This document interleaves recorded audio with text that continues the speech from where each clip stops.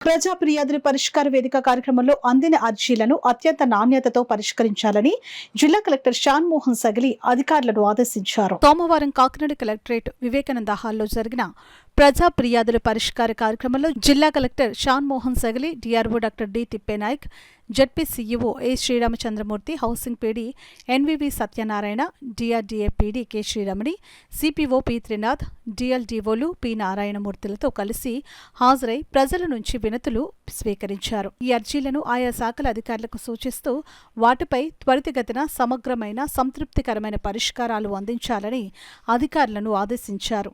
Revenue, పింఛన్ల మంజూరు, టిట్కో గృహాలు, ఇళ్ల స్థలాలు, భూమి వివరాలు ఆన్లైన్లో నమోదు, ఆక్రమణల తొలగింపు, డ్రైన్ కాలువల్లో పూడిక తొలగింపు, పారిశుద్ధ్యం, సదరం సర్టిఫికేట్ మంజూరు,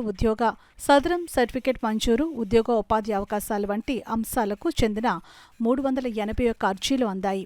ఈ సందర్భంగా ఆయన మాట్లాడుతూ, రాష్ట్ర ప్రభుత్వం ప్రజా సమస్యల పరిష్కారం నిమిత్తం ప్రతి సోమవారం నిర్వహిస్తున్న ప్రజా ఫిర్యాదుల పరిష్కార వేదిక కార్యక్రమంలో అందిన అర్జీలను గడువులోపు పరిష్కరించాలని అన్నారు.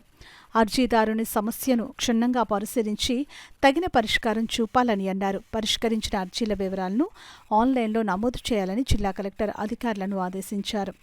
ఈ అర్జీల పరిష్కారాల ప్రగతిని ప్రతి శనివారం సమీక్షించడం జరుగుతుందని జిల్లా కలెక్టర్ తెలిపారు. కార్యక్రమంలో వివిధ శాఖల జిల్లా స్థాయి అధికారులు, కలెక్టరేట్ విభాగాధిపతులు తదితరులు పాల్గొన్నారు.